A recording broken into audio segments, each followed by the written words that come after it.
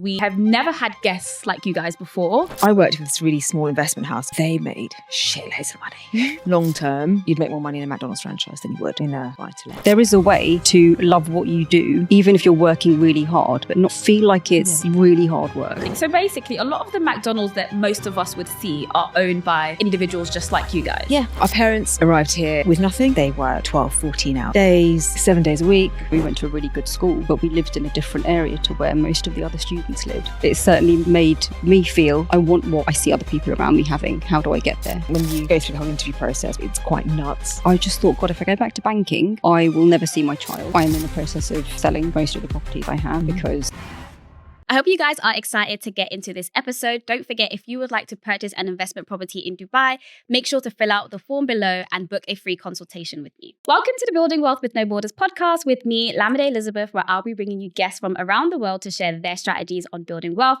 And today we are in London. We are again filming at Myriad Studios. So if you're looking for a reliable studio, definitely check them out. Today, I am so excited. We are here with ex-finance professionals, investors, and McDonald's franchise owners, Anisha Sharma and Shafali Shown-Keen. Welcome. Thank you. Thank you for having us. I am so excited to have you guys here because we have never had guests like you guys before. A lot of the content that we have done has been focused on maybe property investing. We've been getting a little bit more into like angel investing and investing in companies, but we haven't covered franchises at all. And from the little conversation that we had just before the cameras even started rolling, I'm like, this is going to be so good. So before we get into it though, it would be great if both of you could just introduce yourselves, just a little bit about yourselves, and then we'll get more into like your backgrounds and stuff. As the younger sister, should I go first? As the older sister, please start. Shafali Shown-Keen. I'm 44 years old and I'm a McDonald's franchisee, and I've got 3 restaurants in West London. Amazing. And I've got a background in finance. So I read maths at university, joined an investment bank because it was a safe option. And it was one of my parents, of course, edged me towards. And then I was in finance, God, for years and years before I decided to take the plunge and have my own business. Amazing. I'm Anisha Sharma. I am 42 and I've been a franchisee for 3 years. I've currently got 4 stores also in West London. And for the past 3 months, I've been beating my sister, but I think she's going to get ahead of me again soon. I hope so. We like a little bit of sibling rivalry. Oh, I love that. I can't wait to get into the McDonald's stuff. But before we get into that, what was life like growing up for both of you? God. So our parents arrived here, I think 60s, 70s, both of them, one in the 60s, one in the 70s, with nothing, like many Asian parents did, Asian families did in that time. So it was a real struggle for them to build themselves, build their homes, build a career. And I think that's always been inbuilt in us, that struggle that they went through. So they had a snooker and pool club for about 30 years in West London. So we used to see the hard graft that they went through. They worked 12, 14 hours days. 7 days a week. 7 days a week. Holidays were, God, I think we were lucky if we went to Butlins or Pontins, every few years. Yeah. But they invested in our education and they were very keen that we had the best start ever. And they're always very encouraging towards us. I think that's what kind of brought us, and I think that's what made us where we are now. I think it gave us, hunger. And that's what that drive and that commitment for wanting better. Because school was, we went to a really good school, but we lived in a different area to where most of the other students lived. Yeah. And it's, I guess you sort of feel like the poor kids at school because everyone was pretty well off and, their family seemed established. Whereas there were a few of us who were not from that side of the world. And I think it certainly made me feel I want what I see other people around me having. How do I get there? How do I get there? And it kind of raises your your bar? Yeah, so I grew up in Hackney and then went to school in Kensington and Chelsea. And I think just seeing that, I think that was the first time for me that I kind of realized that I wasn't, because I grew up with everyone else having the same level of wealth. I didn't realize my social standing per se, like low socioeconomic status. I didn't realize it until I went to private school. And I think that for me, realizing that other people had a certain level of wealth was like, oh, there's no way that I'm going to be comfortable staying in the social class that I'm in. Like I have to go for more. So yeah, I can definitely relate to that. Yeah. Yeah. I think it sets you up though, doesn't it? It gives you that drive, it gives you that hunger, it gives you that passion to want to do well. Did you guys always have a positive association with entrepreneurship, given that your parents were entrepreneurs?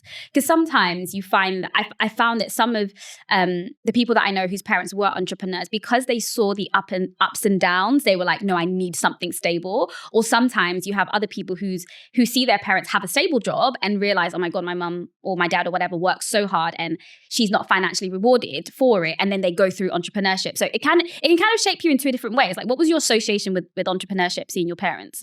It was good. I mean, we used to go there all the time. We'd go there after school. We'd go at the weekends and we would help out. And this is from quite a young age, possibly not legal age, but whatever. But I think they enjoyed work. And I think seeing that, even though they were doing long hours, it made us feel like, gosh, there is a way to love what you do, even if you're working really hard, but not feel it in that way, not feel like it's really hard work. But I remember mid-90s when snooker had been really popular and then had become not so popular. And they did, I don't think you remember this, but they really struggled financially. I do remember. Okay, you do. Okay, yeah. And I remember, I think that's what drove mum and dad to always make sure that we didn't go down the entrepreneur route, because they wanted some stability for us. So it was, you were going to do, a certain subject, you do what you like at university, but you've got to then have a proper job and a secure role afterwards. And then, yes, we'd seen mum and dad, more dad do it, but there weren't any other female entrepreneurs when we were growing up. Right. So there was never really a role model to think that this is something. So if I look back at 30 years ago when I was at school, I never thought for 1 second that I'd have my own business. Yes, a huge aspiration, and the back of my head I thought it'd be great, but I always thought it would never be possible because who else does it? Yeah, and who's doing it? Who could I replicate? So I think it's mixed. So I don't think we were I think maybe we wouldn't appreciate what my dad did, but I'm not sure if we thought that was something for us, and that was never the route that they wanted us to go down, I don't think. That's interesting. Is that why the both of you went into finance? So I know one of you went to UCL, the other one went to KCL, right? Yeah. Yeah. I feel like we're part of the same club because I went to LSE. So yeah, so it's all the UOL universities. Yeah. So yeah, I think so. I think it was just it was the kind of the norm as well. It was right? kind of the norm at that time, like around our like family social circles or people we knew. It's like, what are they doing after university? They're going into finance. Okay. I don't think either of us would have been good doctors. No offense.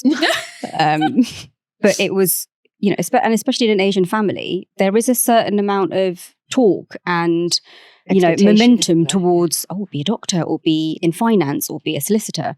And so I think, finance was quite a straightforward route out of university. And at that time, you didn't specifically need to have a financial degree because you read maths. I did science, communication and policy at UCL, and I did nothing to do with that. But, I had a great time at uni. Did you enjoy going to uni in London? I loved it. Really? Yeah, out all the time. Were you? Yeah. Where? With who? KCL. There's one night, every night there was like a student night. Easy J's. Cocktails, Limelight, Samantha's, Iceni's before that. Oh God, yeah, Emporium. Oh my God, had a great time. Yeah, we did study. There were no phones. No one's recording you. Yeah, no phones. Free. There were no phones. What do you mean no phones? There were mobile phones, but just the 3 seconds. Remember, it was like free. Yeah, it was free to call somebody. It was like more flip phones then. It wasn't really. What was that going to do? Yeah, and that was it. So you can just say, "Call me" or message me, and that was it. Or I'm here. Yeah. Oh, that's so funny. I felt like. Even though I really wanted to go to LSE, I don't know, I felt like, because you don't have that campus experience, I don't think I had fun. Oh. Yeah. I feel like if I went to a campus uni, it might have been different. Yeah, I presume they would. Yeah, they would be. Yeah. But I think it was just dependent on the people that you meet. And I'm still really good friends with the people. Really? Oh my God, yeah. I have I know I've talked to one person from uni. Oh no, we still meet and talk and yeah. and go away together. And oh wow, yeah. We Same had a for really you? solid group of No. friends. okay, good. Oh, So right. I want to say. Is that because I'm a nicer person? Probably. Okay, and what were your experiences? What were both of your experiences like in banking, and how did it, if it did, shape any of your perceptions around money, wealth, career? God, Big one. yeah. Mm. So I worked with this really small investment house called Alco, which no longer exists, and they made shitloads of money, and they were very, very generous with it as well. So it was great. Loved it. But with it, there was a strong client culture. So it was all male. The only females were the secretaries. I was the only female. There were quite young men who'd made a lot of money very quickly, Oxbridge backgrounds, but they had this huge zest for life. And I spent many a night in Stringfellows being convinced that this was the norm, thinking, oh my God, I think I was young, I was 22, 23, 24. And it's weird. You just get sucked up into this whole world of this is fine, this is normal.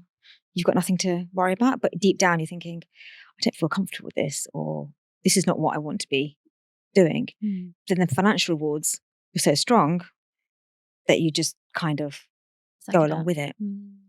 I think it's a bit different for you. It was. So I spent about 8 years at Goldman Sachs. I was in wealth management. And then I moved to compliance around 2014, and I was contracting for most of that period. I enjoyed elements of it. Working at Goldman, and as you know, most investment banks, they're quite pressurized. The environment's quite tough. It was very sink or swim. Then I decided I wanted to change and move to compliance, and it was great. I was contracting. Day rates were brilliant, and I'm probably one of the few people who actually enjoyed the regulation. I don't know. I felt like it was relevant. It was important in banking at that time. And look, I enjoyed it. I made great friends there. Did I love going in? No. Did I spend most of Sunday evening thinking, right, here we go again? Yeah. And I just don't feel like that now. It's a different pressure, but yeah, the weeks just kind of roll into one. There's never a point where you think, okay, this is where you have got to prepare for yourself for the week ahead. This is your schedule. There is no schedule. So it taught me a lot. Yeah. I think what made up for it were the financial rewards, with the financial freedom that you got. Yes. Right. And I'm not sure if that's still there now. So I think it's a different time now because so much more regulation in place. But there were some, I remember taking out clients to Australia and for the rugby and those pieces kind of. It was all quite easy then, wasn't it? It was. But there's a lot more red tape. But it was very male dominated. And that was quite intimidating because we went to all girls schools. So we didn't have a brother either. So boys were always a bit of a novelty. Putting it lightly.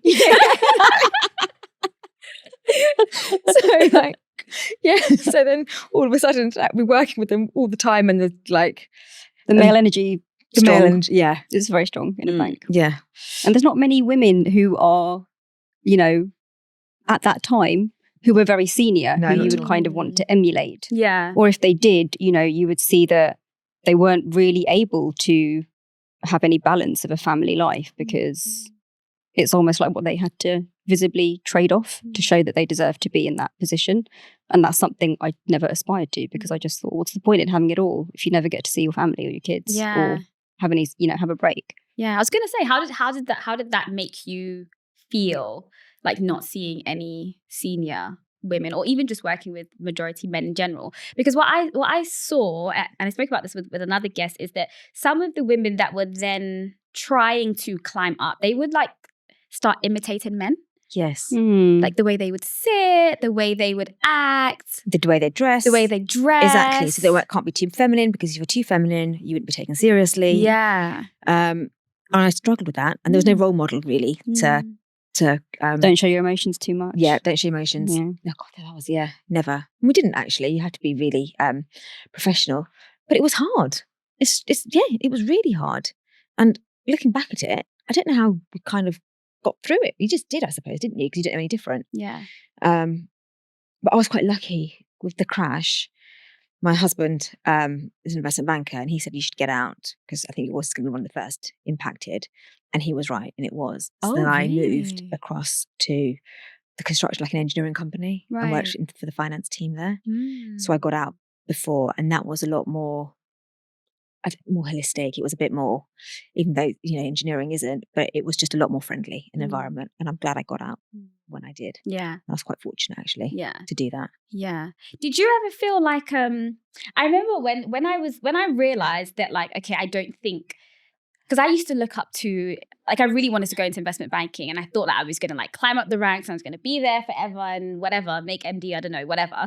But I think when I realized that I don't love this, you kind of feel like these golden handcuffs, especially because, like, if you're either earning a lot of money or if you're at a really good firm, I was like, I don't know where else I would go because this feels like you're at the top already. Exactly. Yeah. Exactly. Yeah. And you're stuck. Yeah. You do feel stuck. It's like, or I've made a horizontal shift, and you're thinking, I don't really want that either, which is why we left, I think. I think it was.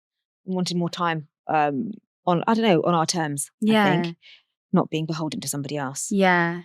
We should definitely get into that. But I think a lot of people who are watching, so the majority of people who are watching are between the age of like 25 to like 45. Okay. So young-ish professionals. So I think they'll be able to relate to that feeling of just like, and also one of the things that I really struggled with, and I don't know if you guys struggle with this, is I was so tied to, I liked the identity of working in investment banking, or just that identity of being a banker. Prestige of it. Yeah. There's a cachet to it. So it was like, I don't want to, like, I know this isn't it, but I don't want to leave because then I'm not that person anymore. Absolutely. Yeah, you're defined, aren't you, by what you do? Yeah. Which is really wrong. Yeah. Because I now try and stop myself from asking somebody what they do because I don't think that should define them.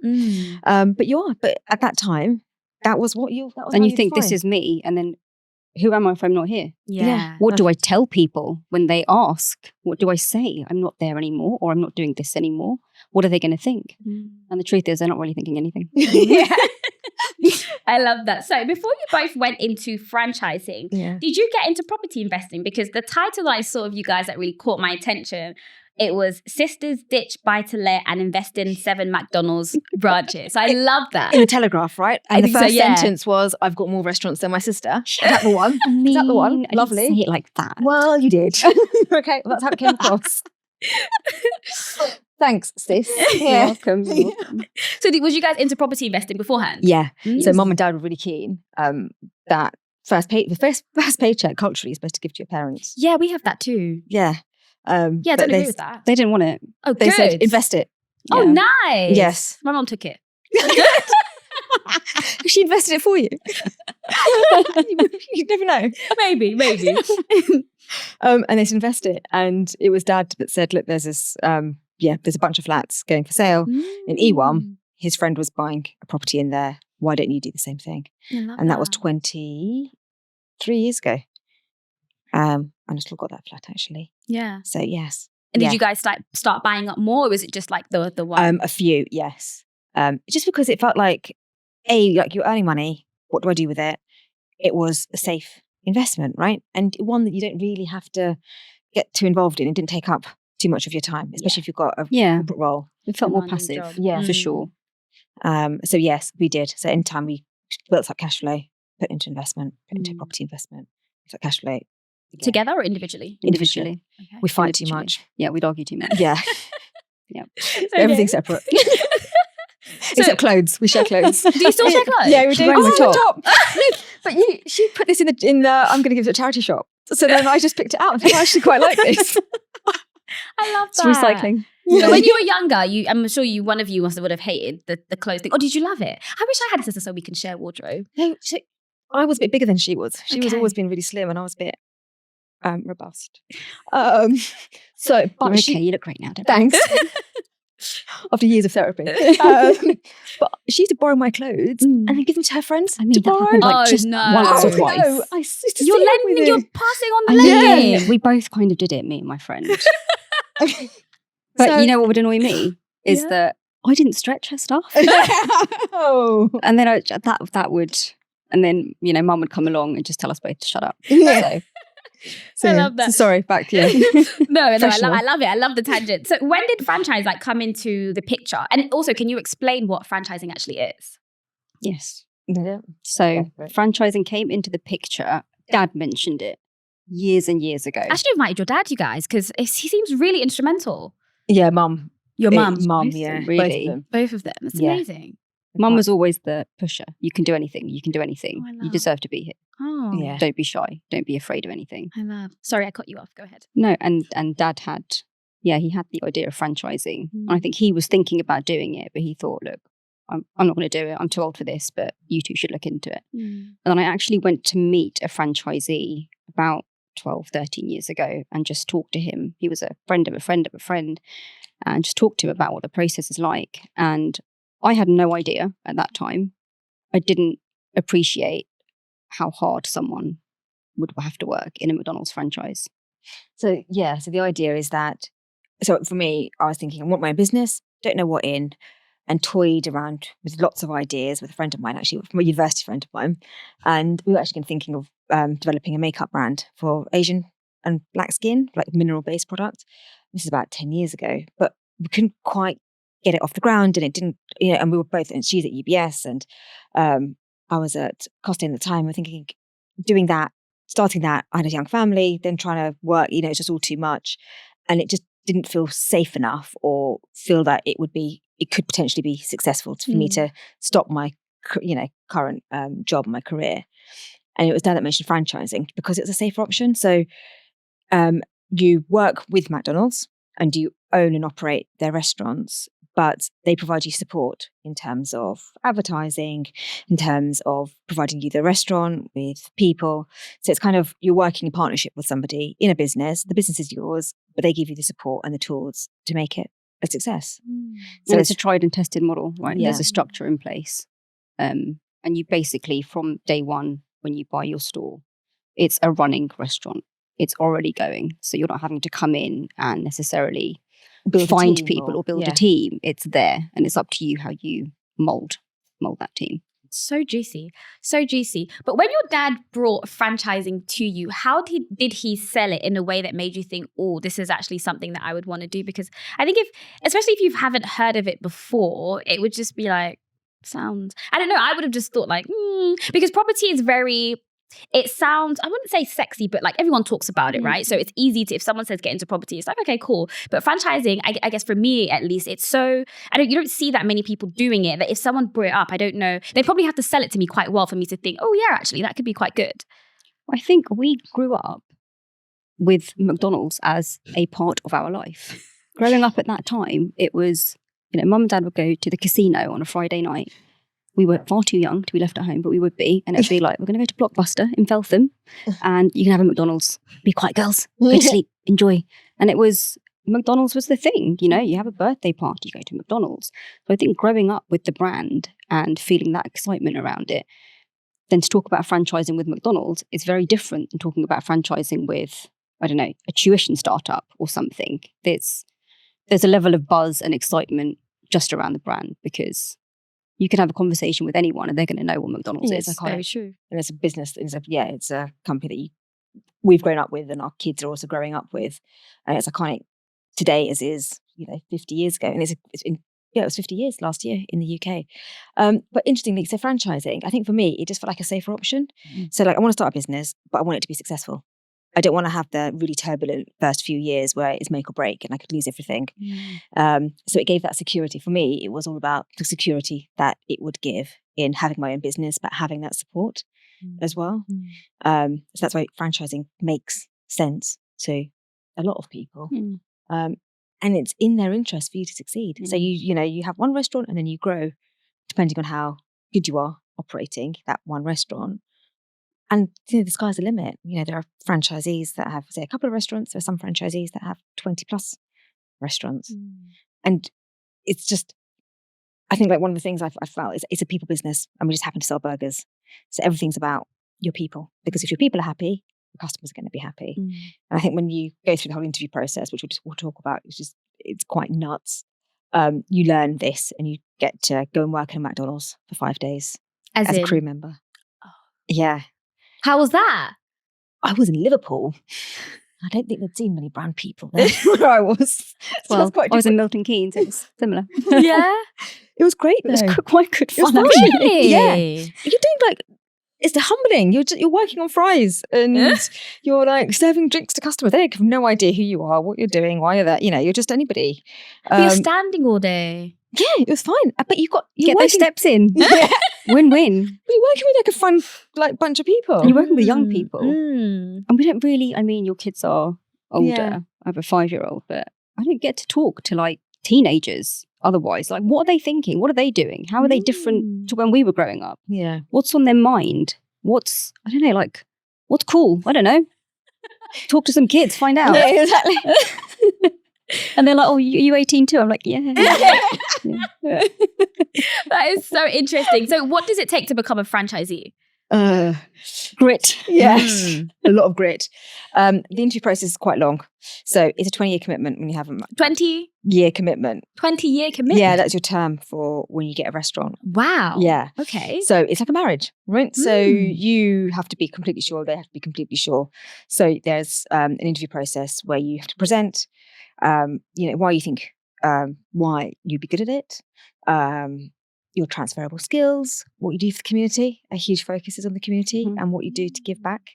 So Anisha and I think we do our fair share of work in terms of like litter picks, sponsorships, donations, raising money for our charity, Ronald McDonald House Charities, which basically provides homes to families whose kids are in hospitals and like direct access to their rooms all for free. So it's just, what do you do for them? So it's interesting because it's not just rocking up and, looking at things. It's not here I am, I'm wonderful, I can run loads of restaurants. It's actually, there is a focus on finding out about what you're really like as a person. Yeah. I don't think you can hide that. But yeah, the focus on people, I think for me, especially coming from banking, was quite refreshing. Yeah. Everybody's mental health. Yeah. And how is everyone? Are your people happy?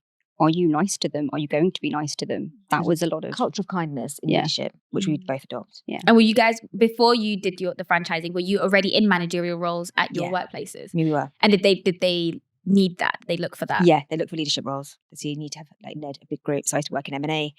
And of course, when we were doing deals, we'd have, 20 to 40 people that I'd be managing. So they wanted proof that you had leadership skills and that you worked with people. And that you also had some financial acumen as well, that you could run a business. But it's great, right? So Friday night at one of my restaurants, sometime, before we had our re-image, it was busy, right? And you'd have lots of people coming in and you'd have some angry customers sometimes and you'd get the old shake thrown at you or, oh yes, and Coke. It can be very lively. It can be, yes. But it's like, I'm here with my people. I don't mind to do it. But when things are going and they're flowing bright and you're getting orders out quickly, you're buzzing. You're buzzing because the time flies in McDonald's. So really this is fun. So interesting. So basically, a lot of the McDonald's that most of us would see are owned by individuals just like you guys. Yeah, franchisees. Because we all think that, when we say let me speak to your manager or whatever, that eventually it rolls up into some big corporate that is managing all the McDonald's in the world. Yeah, no, but it's not that. Yeah, there are about 200 franchisees in the UK. Yeah, about 1,400 restaurants. Yeah, 1,400 restaurants. How many women are there? 30% now? About that. About 30%. I think 30% might be a little high. I think it's, but they're growing. The numbers of women are growing. And so how do you go about picking the location? Do they give you the location or how does that work? So you tell them that this is where I live and then they do a map and then within an hour from where you are is where they'll unless you're relocatable. In which case, which might provide better opportunities. So it's quite tailored to you. Yeah, and your circumstances. So you have to live close. You can't own a McDonald's franchise in some no Manchester. Because you're supposed to build community links there. You're supposed to be present in your restaurants. So we're there in our restaurants most days. And you couldn't do that if you're you can't if you're far away. Okay. You're it's very hands-on. It's a hands-on operation, which is why with property investment, it's completely hands-off. But the returns are different. So talk to me about that. How different is it? So financially, do you rent the store? You buy the store?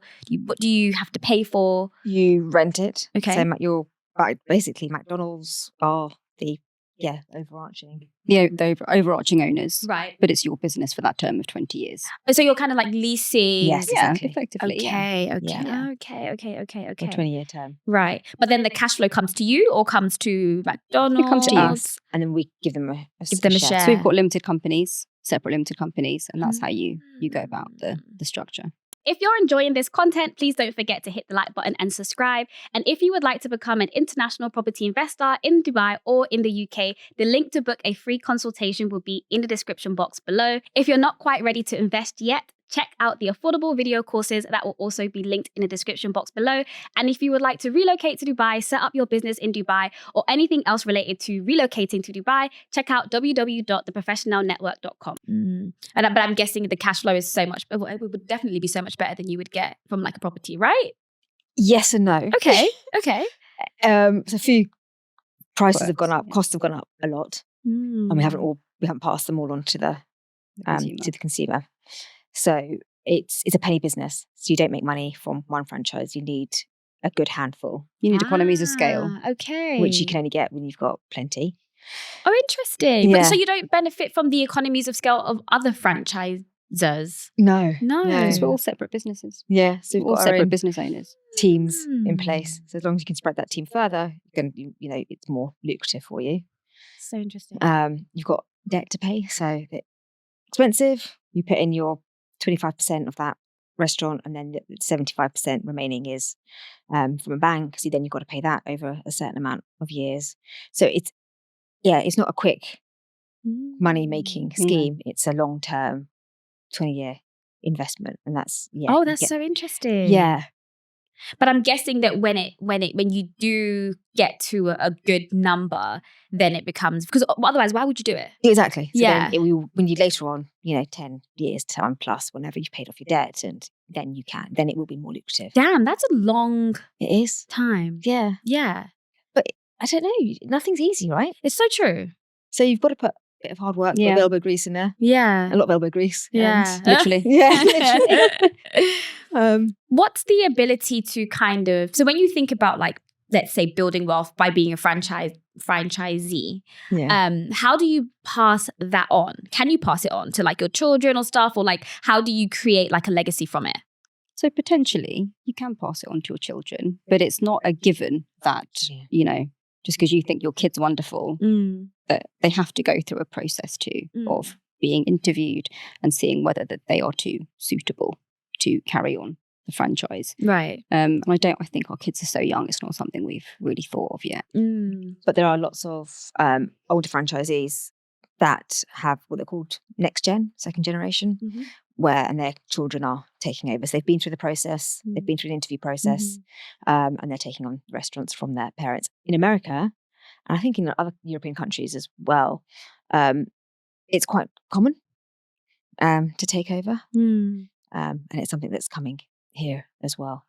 It's quite interesting. So let's say like the McDonald's in Stratford. Yeah. Let's say it's got this 20-year lease, and then that franchisee decides they no longer want to do it. Is McDonald's going to leave Stratford?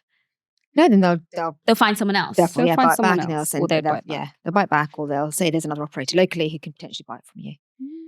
So it's either sell between operators or sell from McDonald's. Yeah. But this is why we did it. We wanted to build a legacy. Yeah. Right? So my daughter, I want to do what Daddy does because he earns more money than you. And I was like, all right, little cow, I'm going to show you. Little angel. Yeah, exactly. So what do you love about it? And also, what does the day-to-day look like? Oh, God. The day-to-day is, I make a plan on a Monday. I'll be lucky if I stick to that plan 25%. By Tuesday. Yeah, or by Tuesday. Yeah. It's, you make your own schedule, which is brilliant. I think especially having kids, it helps to be able to make your own schedule. But it's busy. It's pretty full on, because I think when you have your own business, if you're sitting still for a minute, you're always thinking like, I could be doing something else right now. I could be doing something to help the business, or to make this more efficient, or an initiative for the people, or I could be doing charity day, or I don't think either of us are very good with downtime or boundaries. But yeah, so like Monday is normally map day, where you go in and you're with the team and you kind of set out, you look at what happened last week and you look at your projections for next week, because we're measured in everything in terms of customer performance, speed of service, and we're ranked amongst other restaurants in the country. So that's how you know that where reminds you me are. of banking so much. Yeah, it is. It's very performance driven. Yeah. So it's quite nice. This is where you've got like some elements of a corporate, which is really great, and it gives you that security. But then you kind of also got leeway to do your own thing. Yeah. So which is why we like it, I think. And then Friday, Saturdays are our busiest days. Yeah. So that's when we like to be in the restaurants, definitely. Especially like a Friday night, Saturday lunchtime, Saturday evening. Because if there are any issues, that's when you know they're going to come up. Yep. Yeah. And in between bits are with your team, team building or new operational changes that are coming in, so checking up on that. There's a promotion or there's a change in something. There are various committees that you can be a part of that involve the franchisees with the McDonald's head office staff, where you basically collaborate on initiatives or issues that people are having. So there's quite an open dialogue, and there is a chance for you to have a voice about what's happening. But the week is just always varied. It's always varied. And I think I quite like that. You kind of have to lean into the chaos of it though. And I'm still trying to do that. But, not beat yourself up about what you're not doing, and sometimes just focus on actually, I've done this and this week. But yeah, I'm always making plans for, okay, this is what I want to do in July. And then it'll go halfway through and there'll be another 10 things that have just come on that list. And you're like, okay, if I have another 10 hours in the day, I'm fine. I've got this. Yeah. Do you guys ever, because it's so interesting that a lot of what you have spoken about is about doing things for the community and team building and people, but there's also the element of when people think about McDonald's and people it's killing our people and very yes. No, we see this all the time. It's interesting. And I want to change that because McDonald's does so many amazing things for people and businesses. So McDonald's have got this 3-legged stool approach, right? So 3 legs of the stool. So McDonald's prop up the corporate, so that's them, the franchisees and the suppliers. And if they're all propped up, then we all succeed. And if we're not, then we're not. If one of them is not meeting the bar, so to speak, we'll all suffer. Yeah. So it's in everyone's interest to work together. Yeah, and to make sure that they do the right thing by everybody. And we our produce, it's 100% beef from UK and Ireland, 100% chicken breast, organic milk.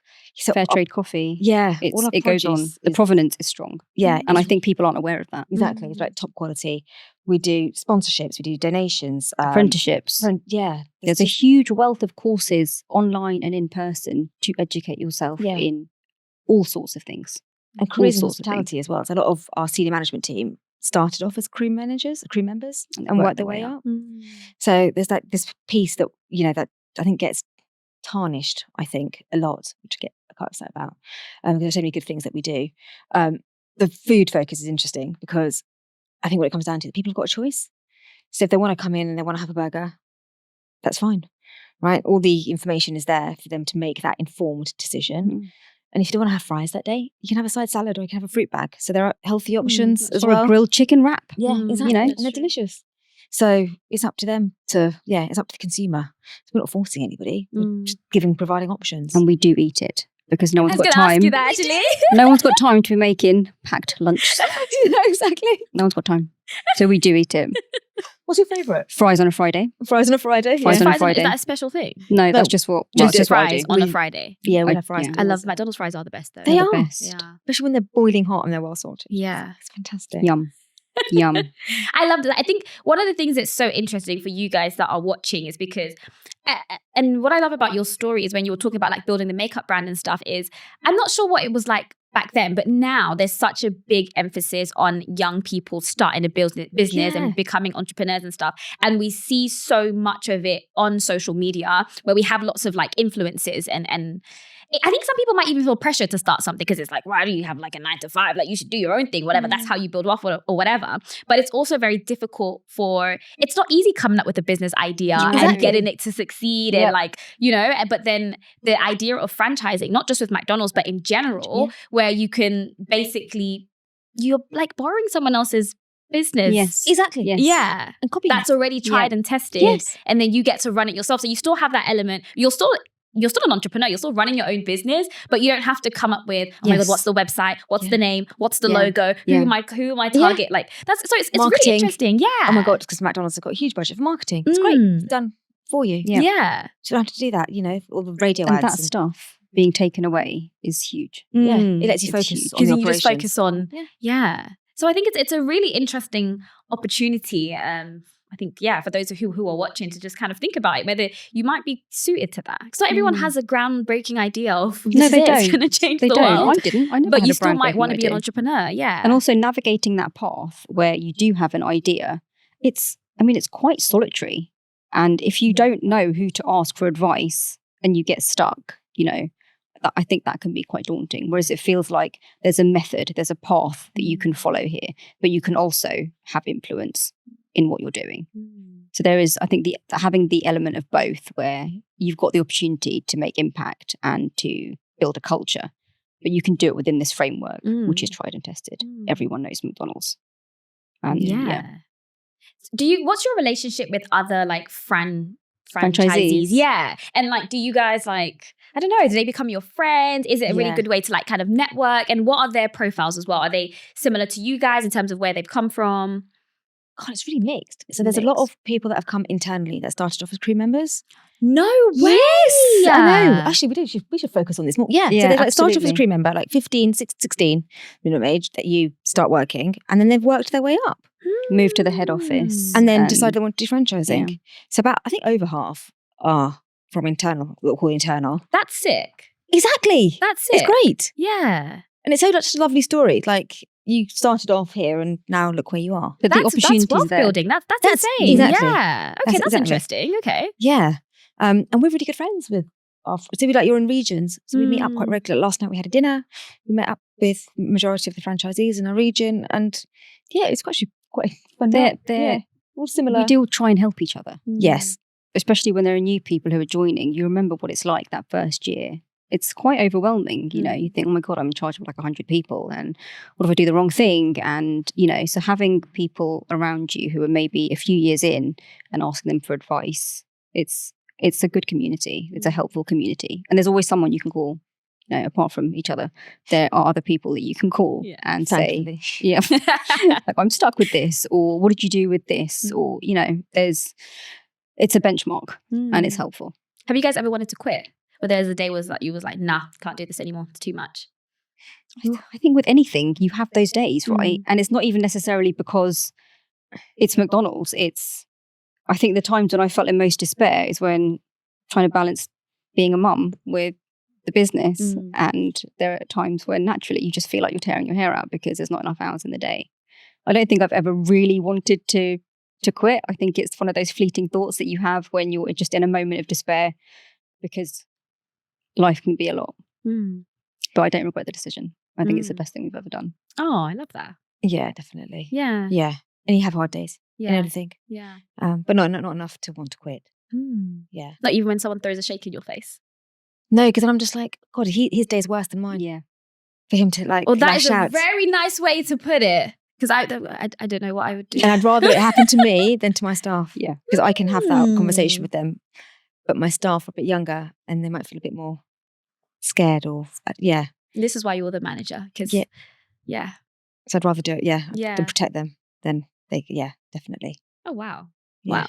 Okay, so if you were going to kind of, it's not really necessarily comparable, because I was going to say, one of the questions I had down was kind of comparing, because of that title of like ditch buy-to-lets and do the McDonald's franchise, I was kind of going to compare the two and say, if you were to compare them, what would that look like? But now having this conversation, it's not really comparable. They're not really. Because the property stuff, that's an asset class that you're investing in. This is an actual business. Yeah. Very different. Exactly. Very different. Yeah. But then saying that, I think long term, not short term, long term, you'd make more money in a McDonald's franchise than you would in a buy-to-let. I think that would make sense. Yeah. And I mean, it again depends on how many, how many stores you have versus how many properties you have on your portfolio. Yeah, it does. But it feels like the regulation it's just getting more and more in property. And I don't know, I feel like, I am in the process of selling most of the properties I have because I just feel like the time value is not worth it.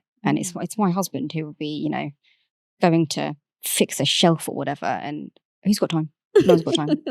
And then it's like, oh, why don't you give it to a managing agent? I'm like, well, that's 1 month's rent. No, thanks. Yeah. Meanwhile, your shelf at home is still not broken.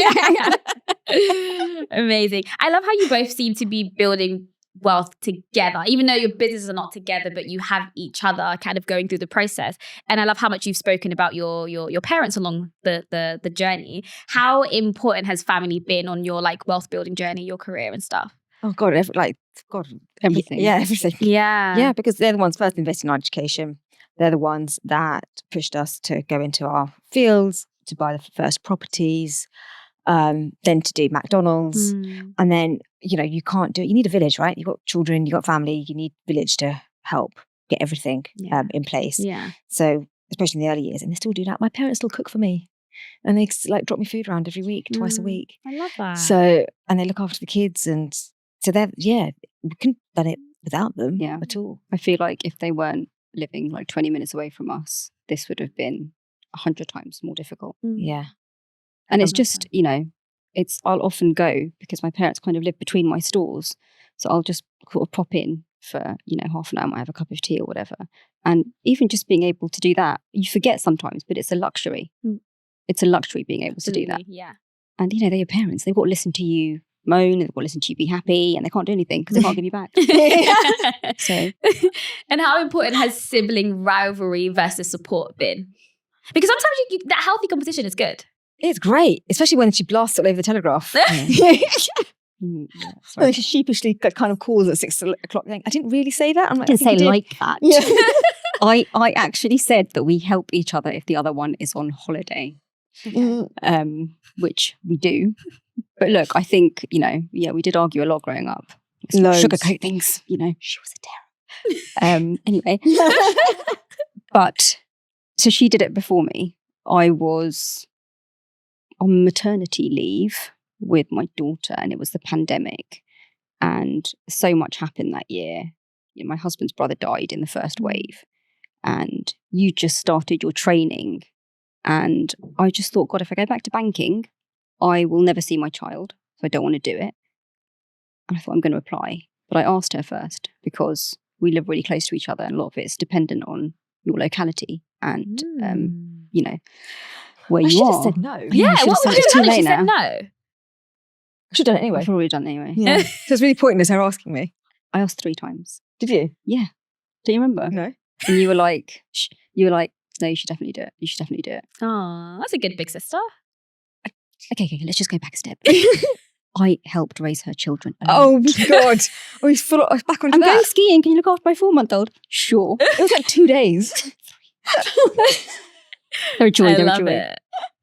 Oh, but it's so. I think it'd be so nice to just have someone go through that journey with. Yeah, it is. It does help. Yeah. Because then we like share ideas and do parties together and events and join the UN Women's Ambassadors group. So there's like stuff that you do together. So yeah, it is. It helps. It does help. It helps. It does help. What's the plan for the next 5 to 10 years for the both of you? Become the best and the biggest franchisees. Grow. Yeah. Together or individually? Separately. Yeah. It will always be separately. Okay. Yeah. But only one can be number one, so. Oh, so then it'd be me then. Oh, okay. Cool. She's obviously joking, but I don't believe that. I don't think one can be, I think it's always going to be, oh, she'll get more. Oh, and then I'll get more. And then she'll get more. And then I'll get more. And then it will stabilize at some point. And then I think that, there will be a time where we'll be like, what more do you need? Yeah. What more do you need in life? Yeah. Really? And I think not losing sight of that as well in the kind of scramble and the struggle, because it is hard work. It is hard work.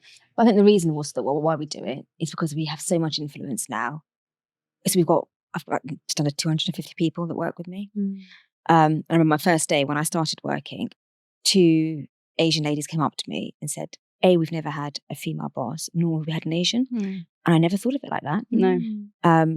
But now I do see that. And I just feel like we've got a role to play into being those people that you can look to and say, look, I want to copy what they're doing. So yeah, in terms of a legacy, yes, it's to build an empire, but it's also to provide opportunities to people. And that's like one of the biggest benefits of what we do is watching our people grow. Yeah. And so I remember a lady that started with me as a shift leader, and now she's a business manager in a restaurant, and she recently got promoted, Alicia, and it's just fantastic to see her grow. And it's no small feat operating, you know, a multi-million pound store.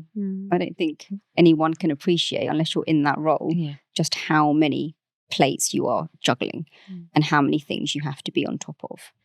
It's, you know, there is an art to it. And for all the people who make fun of a McJob, come and have a shift. I would love to see more people just try it out, because it's hard. It's hard work. So yeah, definitely more restaurants, more, you know, more impact. Yes, more impact, because you're actually in a position where you can really change someone else's life, whether that's through a promotion or an opportunity to move into a different part of the business within McDonald's itself. You know, I think this is something I say to my team all the time, because I know that not all of them will want to be in McDonald's forever.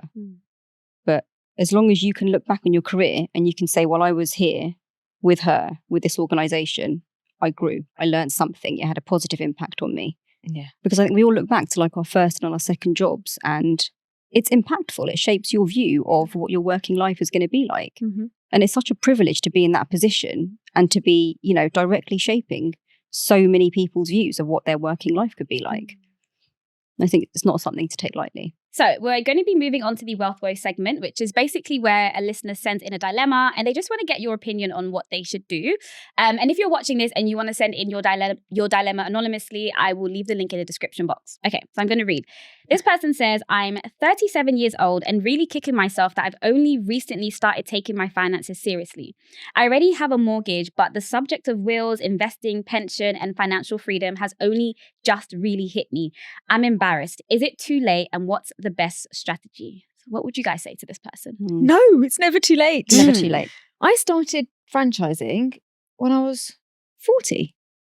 So no, God no. And I only thought of getting into it about 38. So no, gosh, it's never too late.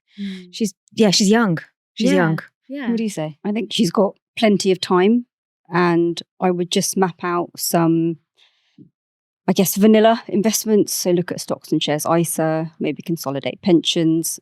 But I think make a plan, go through step by step, and you can have a foundation really quite quickly. And then in terms of building wealth, start with something you enjoy doing. Yeah, definitely. Have you guys ever had that feeling where you kick yourself, or like, how do you get over that feeling when you know you should have done something earlier and then you just kick yourself for it? It could be like fitness, for example. Like, oh man, I wish I got into the gym like 10 years ago and now I wouldn't have so-and-so issues. Such how do you get over feeling. that? I don't dwell on it. You can't. Yeah. Because at the time, and I've always held this philosophy, you make the best decision at the time. So whatever the circumstances were, you did your best at that time, move on, right? There's always what ifs, if I had done things differently. Because if you beat yourself up about it, you're just fighting against yourself, really, aren't you? So no, I stopped doing that recently, actually. But yeah, I've stopped doing it. I think we all feel like that at some point, where you think, gosh, if I'd started this earlier, I'd be in this position now. But the fact that you've recognised that and you're going to start from today, just start somewhere. Yes, exactly. Literally. Because there will be someone else who's 57 years old and is like, oh my God, I wish I started this 20 years ago. Exactly. So there is, like you were saying, there's no point dwelling on what hasn't happened. You just kind of have got to move on. And the more time you spend beating yourself up, the less time you're actually spending changing that thing. Exactly. And change that theory. Yeah. And a friend of mine, because I was really nervous about going into franchising, and I was thinking, like, what if I'm not good enough? And that kept going through my head. Like, what happens if I try it and I fail? And we were doing a fun run, and she turned around to me and she said, A, you've got this, so don't worry about it. But B, what's the worst that's going to happen? You don't get it. But at least you tried and it failed, instead of not trying at all and never knowing what's going to happen. So just put your first foot forward, one foot forward, and you're there. Yeah. It's never too late. Never too late. And also, there's things that you have learned during that time. So she's 37. At least you have a mortgage. Some people haven't even thought about buying a house or whatever. So you have done some stuff. And I think what I always like to do is, you just, whatever situation it is that kind of seems like, oh, this thing is really difficult, you can always leverage that to your benefit. Like, just in general in life, everything that has been thrown at me that I've felt like, oh, this is holding me back. Like, I remember when I took a gap year, I thought it was the end of the world. I was like, oh my God, I'm going to be behind all of my peers and whatever. And I was like, well, actually, okay, I have this year out, which means at the time, 1 year out now is like nothing. At the time, it was like, oh my God, all my friends are going to uni. Everyone is going to uni except me. And I was like, okay, well, there's nothing I can do about that now. Let me use this time to build myself up such that when I do get to uni, I'm at a much further state. And that's what I did. I did internships. I did so much so that when I got to uni, it was like, oh my God, how have you done all of this stuff? And it's like, well, I took a year out and I felt behind. And then I came out of university 6 months after I bought my first property. And that was only because I had spent that time during my gap year, like working. And then you end up ahead, right? Yeah. But that only came about because I was initially behind. So I think whatever situation you have, just try to look at all the positives in the situation and leverage that for whatever it is that you do want to do. Yeah. There's an opportunity in it, isn't there? Basically, in summary. Is. Yeah. And you've got life experience as well, which always helps. Exactly. I love it. Love it. Okay, so we're going to move on to the final section now, which is the quick fire money questions. 3 questions, and it would just be interesting to see what your responses are. Okay. So the first question is, what is the best investment you've ever made? McDonald's. Ooh, both just... Yeah, definitely. Becoming a franchise owner. Yeah. Yes. Yeah, becoming a franchisee. Definitely. Why do you say that? Because if you work hard, you'll be rewarded. And that's what comes down to. It's a long game, but it will be worth it one day. Yeah, I think if you work hard and you do the right thing, you'll be rewarded. Yeah, for sure. What is the biggest money mistake you've ever made? God, which one? Which one? Handbags? I was going to say diamonds. Why? I spent years telling my husband, diamonds, good investment, great investment. He's on board, and then lab grown. Yeah, comes along. Yeah, I don't know, handbags. I just have this thing. I don't know, it was this thing, wasn't it? To like in the city, everybody had nice handbags. Yep. And you'd like then buy this thing that you have to have a nice handbag. Actually, am I ever going to get any money from it? No, but I suppose it's nice to wear. Do you wear them though? Do you wear all of them? Yeah. Okay. But then, yeah, I do. But then it's just fine. Yeah, I just think really, is this, in the grand scale of things, is it really important? No. I think that's like everything. You want something and then you get it. And, when it's a material good and you're like, it's a great feeling. And then 5 minutes later, you're like, what next? What do I need now? Right, let's go to Amazon. Let's get a quick fix from Amazon instead. I love that.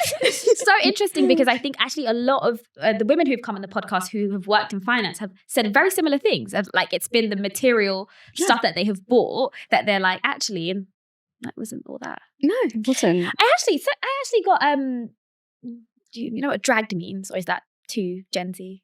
Oh no! What is it? Dragged. So like, use it in a sentence. Yes. It's like when people on social media are like dragging you. Okay. Like, not physically, but like influencing you. No, like they're saying stuff. They're not happy with what you said, and they're like making comments about it. Oh right. Okay, so it was the case that, and it actually wasn't true. So I went on this other podcast, but I know the girl who runs the podcast is like a friend, but I know she has another company who like takes snippets. Anyways, they basically made this like carousel, which is like a swiping of pictures, which was like, I used my first paycheck to buy a designer handbag, and because when I was 15, I walked into stores and I couldn't afford the handbag, so I bought a handbag and stuff, which is not true. I didn't use my first paycheck to buy a designer handbag. But I think what I explained on her podcast was that after I actually purchased my first designer bag after I purchased my first house, because that was like my reward to myself. But the point that I was making was that I really wanted to purchase it because when I was younger and I used to go into different stores, and when you look at the price and you're like, okay, I'm just gonna turn that back and just like kind of just back away slowly. I hated that feeling when I was younger. So when I had the money to go and be able to buy nice things, I did. But then after a while, I was like, I actually don't even like this stuff that much, and so like I stopped purchasing like luxury items, because I just realized I'm not that into fashion. Like, if you are into fashion, one of the things I always say is I like to spend frivolously on the things that I really enjoy. So I really like traveling, but the things that I don't enjoy as much, I will cut back my spending so that when I want to spend money on the things that I enjoy, I have money to spend, right?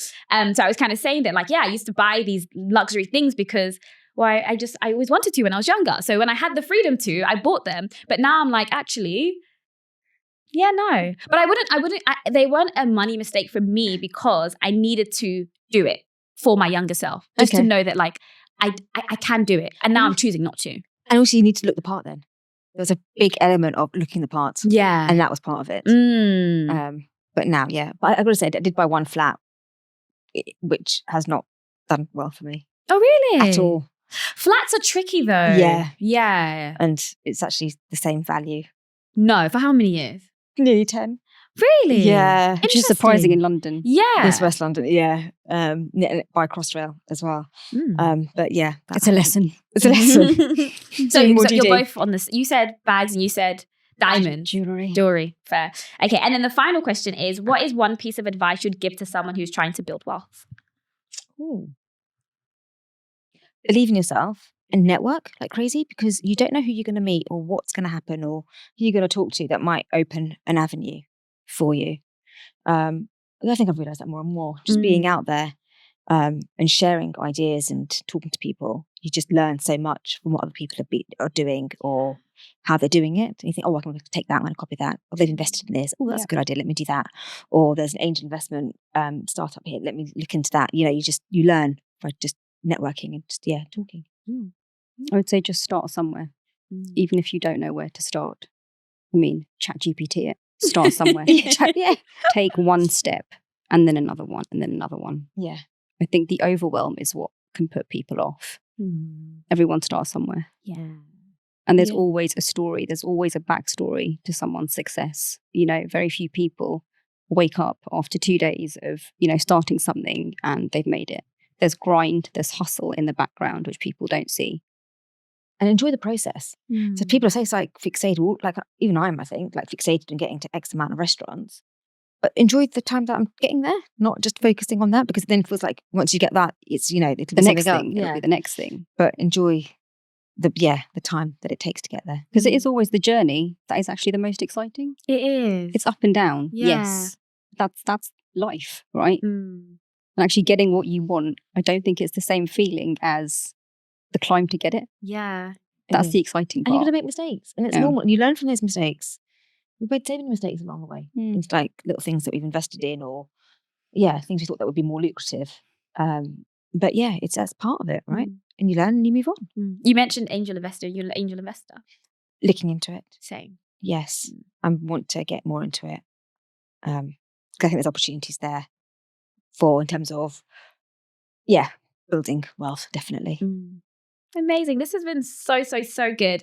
You guys have a very different set of guests that I've had. I've never had a conversation about franchising, but I think it just opens up a whole new world. Even for me, I just find it really, really fascinating. So if someone is watching and they want to maybe reach out to you or, I don't know, find out more about what you do, where can they reach you? LinkedIn? Yeah.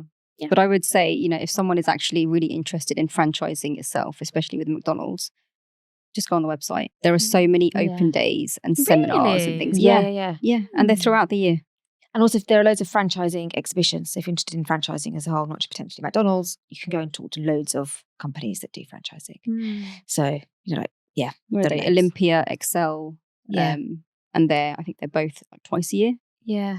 And then McDonald's will do its own in-house ones where you register. It can be online, it can be at the head office, and you can speak to the recruitment team and you can directly ask any questions you have, any concerns you have, and they're open. They're very open. Yeah. Wow, amazing! Thank you guys so much. Thank you for having us. Thank you. It was so much fun. Thank you.